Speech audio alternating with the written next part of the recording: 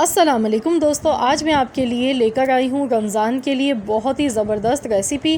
तो आज हम बनाएंगे पकोड़ा मिक्स। अगर आपके पास ये मसाले सही रेशो में बने हुए होंगे तो आप रमज़ान में बहुत आसानी के साथ आप झटपट फ़ौरन से पकोड़े तैयार कर सकते हैं। और ये बहुत ही ज़बरदस्त मसाला ये बनता है। इसको बनाकर आप 2 से 3 महीने के लिए आप इसे स्टोर भी कर सकते हैं, ये ख़राब नहीं होता है। और इसको बनाने का तरीका बहुत ही आसान है। तो चलिए हम रेसिपी देख लेते हैं। तो यहाँ पर इसको बनाने के लिए अनारदाना हम लेंगे। अनारदाना मैंने यहाँ पे आधा कप लिया है। अगर आप ग्राम्स में देखेंगे तो ये 50 ग्राम है। तो 50 ग्राम अनारदाना आपने लेना है और इसको आपने थोड़ा सा कूट लेना है, क्योंकि इसका जो दाना होता है, बीज होते हैं, वो मुंह में आते हैं, वो अच्छे नहीं लगते। तो मैंने इसको थोड़ा पीस लिया है दरदरा सा। अब मैं इसमें कुटी हुई लाल मिर्च डाल रही हूँ। ये 5 टेबल स्पून है, भर के 5 चम्मच। और पिसी हुई लाल मिर्च डालेंगे, ये 2 चम्मच भर के हैं, बड़े वाले 2 चम्मच जिससे हम बिरयानी खाते हैं नॉर्मली, मैंने वो वाला चम्मच लिया है। अगर आप टेबल स्पून से देखेंगे तो ये 2 टेबल स्पून है लाल मिर्च। ये देखिए 2 टेबल स्पून लाल मिर्च लेंगे, 2 चम्मच यानी कि। और अब हम यहाँ पे ज़ीरा लेंगे, भुना कुटा ज़ीरा लेंगे 2 टेबल स्पून। ये देखिए यहाँ पर मैंने 2 चम्मच भर के लिए है। भुना कुटा ज़ीरा लेंगे, इसको ड्राई रोस्ट करना है हल्का सा और फिर ही डालना है। इसी तरीके से ये साबुत धनिया है, ये भी मैंने 1 कप यहाँ पर यानी कि 5 टेबल स्पून लिया है। और मैंने इसको पहले ड्राई रोस्ट किया, उसके बाद डाला है कूट कर। अब ये अजवाइन मैं इसमें डाल रही हूँ 1 चम्मच भर के। ये ज़रूर डालिएगा, क्योंकि अक्सर रमज़ान के दिनों में तबीयत भारी हो जाती है पकोड़े खाने के बाद, तो आप ये डालेंगे तो इससे हाजमा बहुत अच्छा होता है। और साथ में मैंने ये ज़र्दे का कलर थोड़ा सा डाला है, ये ऑप्शनल है, लेकिन अगर आप डालेंगे तो इससे पकोड़ों का कलर अच्छा आता है। तो इसलिए ऑप्शनल है, आपकी मर्ज़ी। अगर आप चाहें तो डालें, आप चाहें तो स्किप भी कर सकते हैं, इसके बग़ैर भी बना सकते हैं।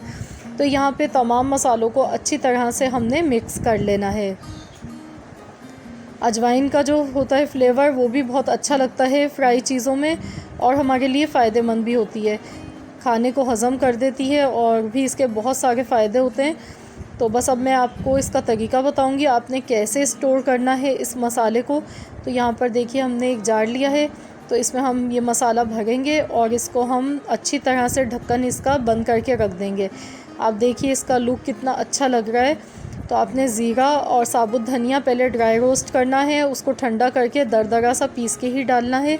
इस तरीके से इस मसाले की जो खुशबू होती है, फ्लेवर होता है, वो बहुत अच्छा लगता है पकोड़ों में।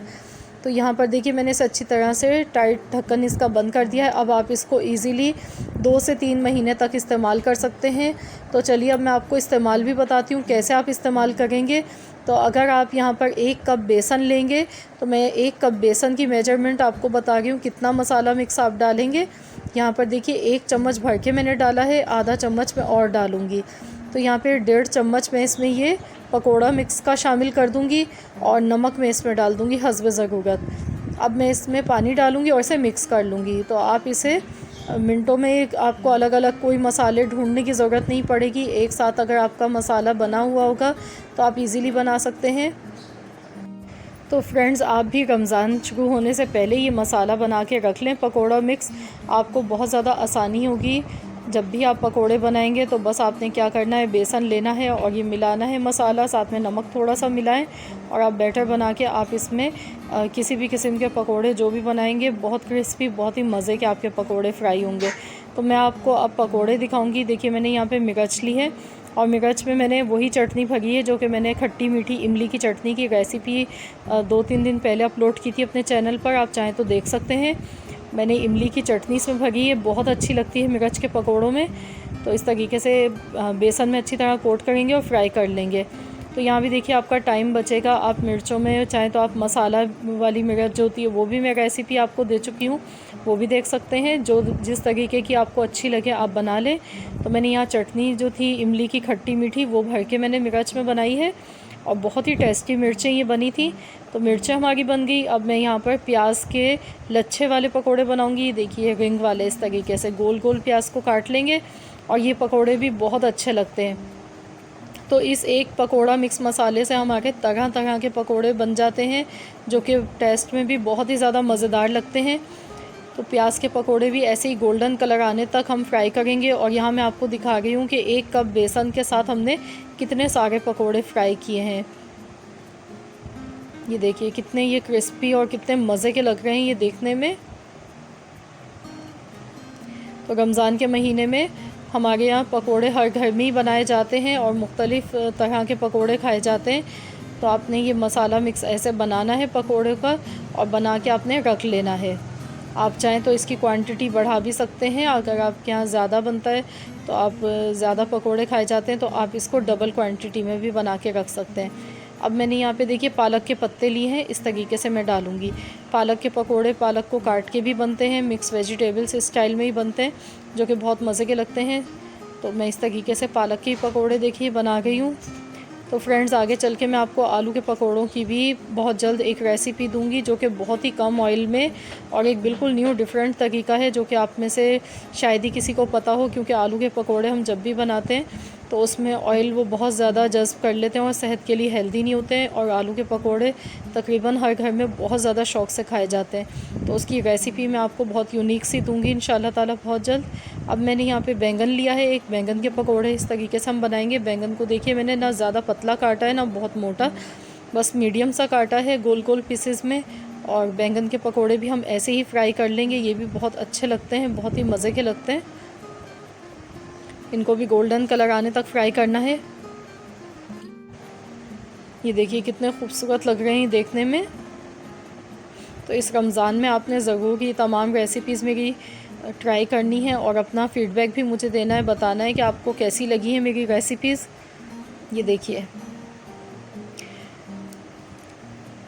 तो ये 1 कप बेसन के साथ देखिए कितने सारे हमारे पकोड़े बने हैं। अब थोड़ा सा बैटर हमारे पास बचा है, तो मैंने यहाँ पे 1 आलू काटा है मैंने पतले पतले पीसेस में। अभी मैं आपको आलू के डायरेक्ट ऐसे ही पकोड़े बनाना सिखा गई हूँ। इंशाल्लाह ताला आगे चल के मैं आपको इसकी एक रेसिपी दूँगी, जो कि बहुत ही कमाल की रेसिपी है आलू के पकोड़ों की, कि आप हैरान हो जाएंगे। अब इनको भी ऐसे ही हम फ्राई कर लेंगे। तो यहाँ पर देखिए कितने सारे हमारे पकोड़े बनके ये तैयार हो चुके हैं। और जो इस मसाले का जायका है वो बहुत ज़बरदस्त था। तो बस ये हमारे पकोड़े देखिए फ्राई हो चुके हैं। यहाँ देखिए कितने सारे पकोड़े बनके तैयार हुए हैं, प्याज के, हरी मिर्च के, बैंगन के, आलू के, पालक के, इतने सारे पकोड़े ही बने हैं। और मैंने इसके साथ चटनी रखी है, मैंने यहाँ पर इमली की खट्टी मीठी चटनी और साथ में टोमेटो केचप के साथ मैंने इसको सर्व किया है। और ये दोनों केचप की और इमली की चटनी की मैं रेसिपी अपने चैनल पर अपलोड कर चुकी हूँ। आप मेरे चैनल पर जाके विज़िट कर सकते हैं, देख सकते हैं। आई होप कि आप लोगों को मेरी रेसिपी ज़रूर पसंद आई होगी। रेसिपी अच्छी लगी है तो वीडियो को लाइक कीजिए, चैनल को सब्सक्राइब करें।